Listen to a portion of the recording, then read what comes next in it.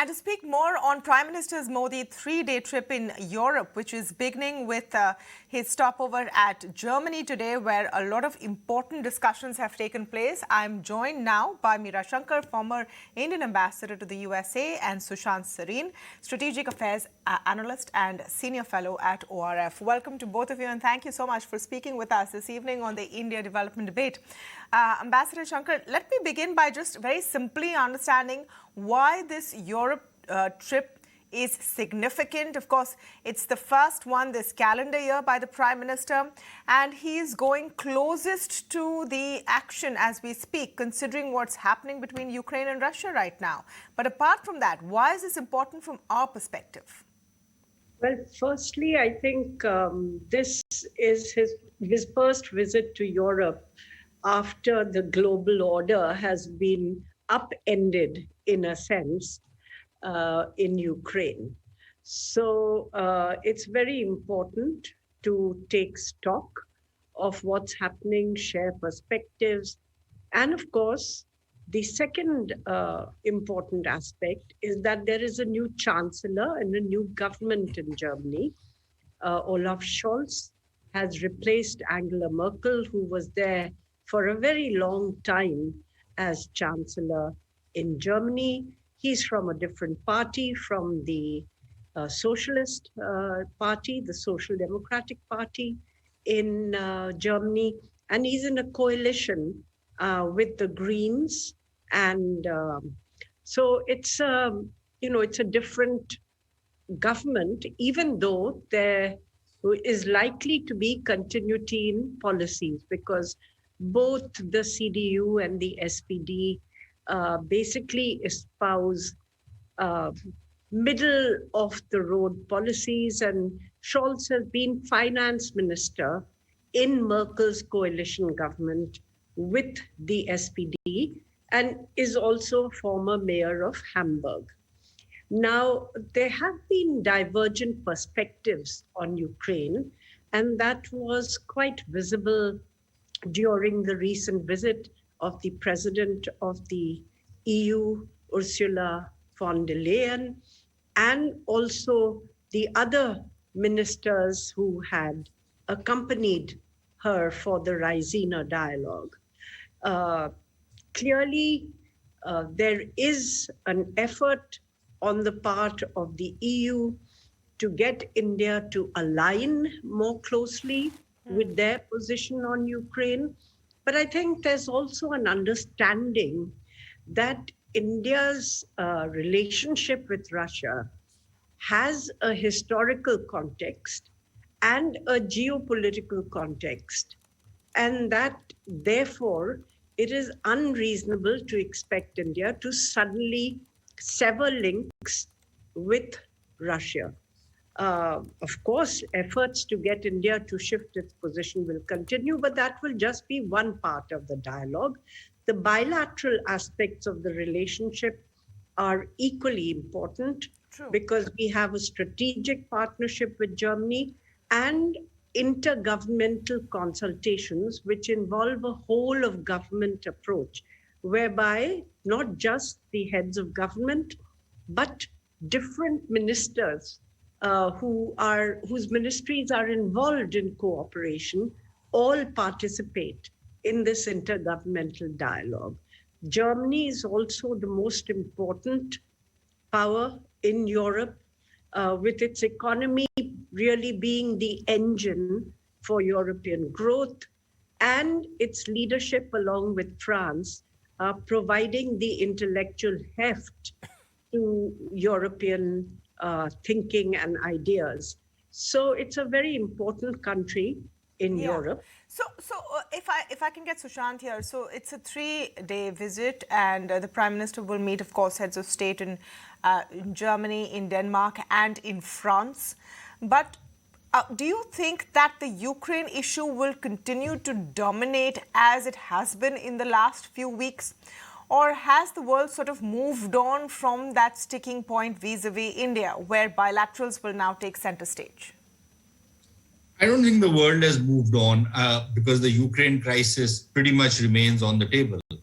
So I suspect that a fair part of this visit is going to be overshadowed by the Ukrainian crisis. I think the Europeans, along with the rest of the West, will also, do whatever they can to nudge India, pressure India, convince India to, change course from what the Indian policy has been so far. I think this will be an opportunity for us to talk to the Europeans about our predicament, about our compulsions. I'm not entirely convinced of how well received those will be, especially because, look, Germany is just one case, right? The Germans are now planning to sever the oil links and the energy links with the Russians, maybe in the next 6 months. So they've started moving in that direction. So their pressure on us would be that, look, if we can do it, why can't you? So to push back on that. But even more importantly, Tamanna, the Prime Minister will, I think tomorrow, if I'm not mistaken, will be going to Denmark. Yes. And, a very important summit meeting is going to take place, not just with the Danish Premier, but also with the heads of state of other Nordic countries. Now, we know that both Sweden as well as Finland are now talking about moving towards NATO, joining NATO. And I'm sure that is going to come up in the meetings. So I just hope that if the visit isn't completely overshadowed by that particular, accident of history, if you will, because we have some very important interests attached to on each of the three legs of the Prime Minister's visit. Yes. France, of course, is a very important strategic partner, very important defense partner for India, increasingly so. Political level, France has supported us much more than any other country. So that's a very important leg of the visit. Germany, as Ambassador Meera Shankar has just explained, is an extremely important ally. And also because we are making a pitch to Europe as a whole and to countries like powerhouses like Germany to shift some of their production bases from China to India. To see India as a viable alternative to China. And we know that, there is some degree of disquiet as far as China is concerned among these countries. So this is an opportunity to make a pitch for India as well. And then, of course, in the Nordic countries, again, we have some very important interests attached. So I just hope that the bilateral aspect of the visit isn't overshadowed by the Ukrainian crisis. When I was saying that has the world moved on, I don't mean from Ukraine. I mean specifically from trying to get India to take a position that suits them, which was the, are you with us or against us kind of momentum that we were seeing a few weeks ago. And that seems to have receded into the background after the Boris Johnson visit and so on and so forth. But specifically in the context of India engaging with Europe, Ambassador Shankar, do you think that there is a way to dovetail both interests when it comes to Ukraine? I mean, Europe is right now experimenting with a reduction of their dependency on Russia for energy needs. India may sooner or later have to look at such options as well. Is this giving us a bargaining chip in terms of transfer of more green technology or other such areas? Well, firstly, I think the situations are not parallel because Europe imports such a large portion of its energy from Russia, particularly Germany. And while they are thinking of reducing dependencies, at the moment, I think their action is limited to oil. On the gas front, I think there are still issues because they don't know where to get the gas from. And while in the long run, their aim is to reduce dependency on Russian gas, at the moment, I haven't seen anything which says it's on the table as far as action is concerned. So it's a partial reduction of dependencies because oil is easier to switch and get alternative sources. India hardly imports less than 2% of its energy requirements from Russia. So I don't think there's a parallel as far as energy is concerned. But I think that on the defense side, we should press for access to more technology and for production in India. France, of course, does so.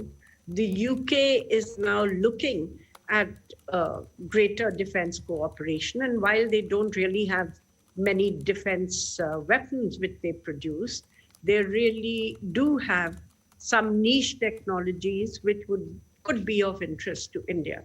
So that is one thing. The second area is green technology. And I think both Europe will accelerate its switch or transition to green technology as part of a strategy to reduce dependence on Russian gas. And India is also looking to step up the pace of green technology adoption as part of its overall effort to build,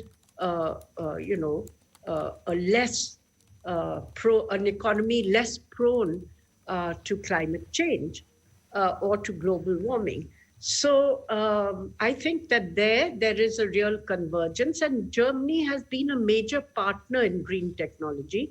In fact, they give us about $1 billion a year for cooperation in the area of green technology. And they have been one of the countries which have been at the forefront of both battery storage for power as well as hydrogen. You know, even when I was in Germany as ambassador, which was, say, 2005 to 2009, the BMW already had a hydrogen car on an experimental basis, which the Minister of Environment in Bavaria was using to showcase. They were already working on green hydrogen for their aeroplanes. So they have been pretty much at the forefront of the hydrogen economy. That's one area where we certainly should focus with Germany and with the Nordics, because Denmark is another country. The Nordics are other countries which have focused on green technologies, renewable energy, and that's an area of strong convergence for the two sides.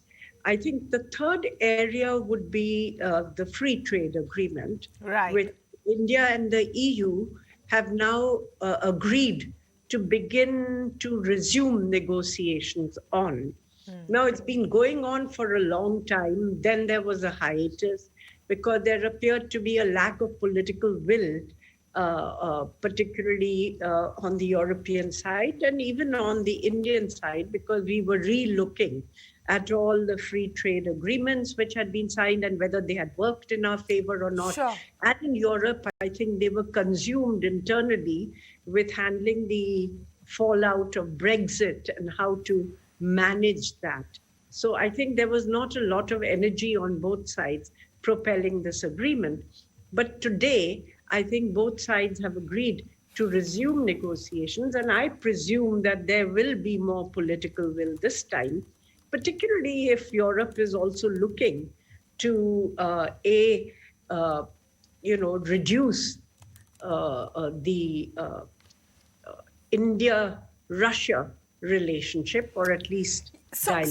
So let me come to Sushant on this. So how would they get us to, as Ambassador Shankar said, reduce the India-Russia relationship? I mean, you have to put something on the table to be able to do that, isn't it? Yeah, they will have to put something on the table. But see, the problem is this, that one of the reasons for the India-Russia relationship is that defense relationship or the defense technologies for which we are dependent on the Russians is not as easily replaceable as energy supplies. Now, while I understand that, getting a replacement for the gas supplies from Russia is a tad more complicated than getting oil supplies.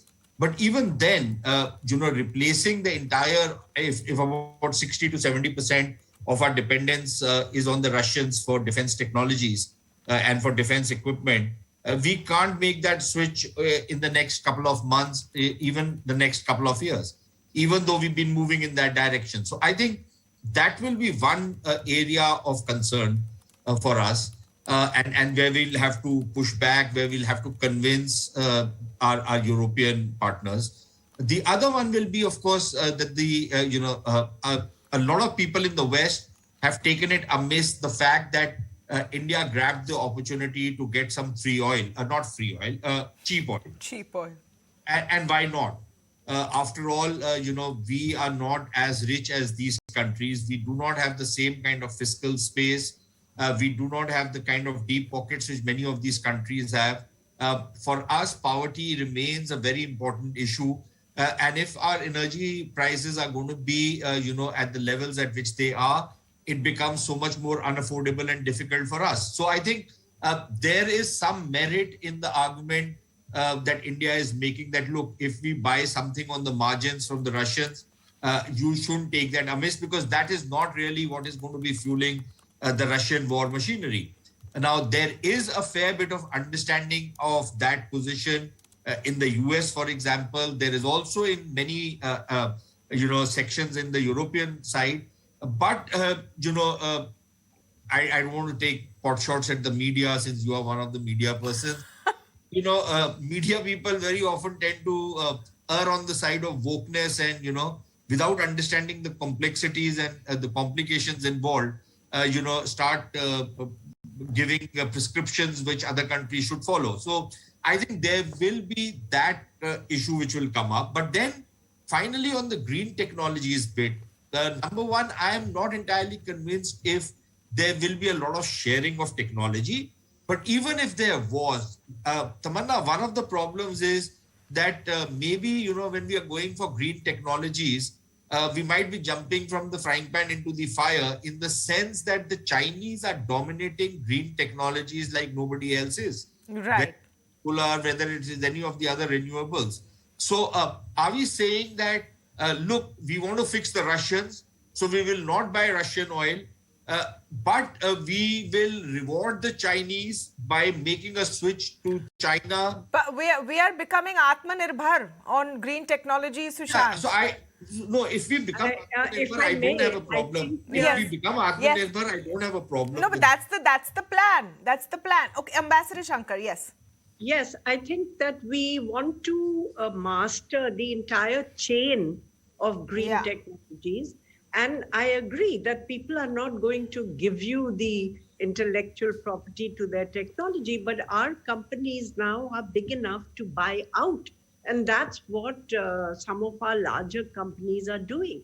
They are buying out technologies, or they are getting access to, for instance, new battery storage principles which have been developed, or products which have been developed by MIT or other startups. And that is going to be a game changer in this whole process. So I think that the shift to buying out or getting access to technologies from the West, which would enable us to actually master the entire production cycle, or getting investments by Western companies in India, which would have the same impact. For instance, in UK, there's a startup which has new solar modules, which really are 30% more efficient than the existing modules. But it's at a research stage. It's a university product. And they think that there could be a good matchup with India if they can get Indian companies to look at this technology. So there is a real opportunity here that I see, at least. And I also see that even in other areas, we lithium, there are sources of lithium which are not Chinese. The fact is that people want to find an alternative, or nations want to find an alternative to Russia. They do so for China as well.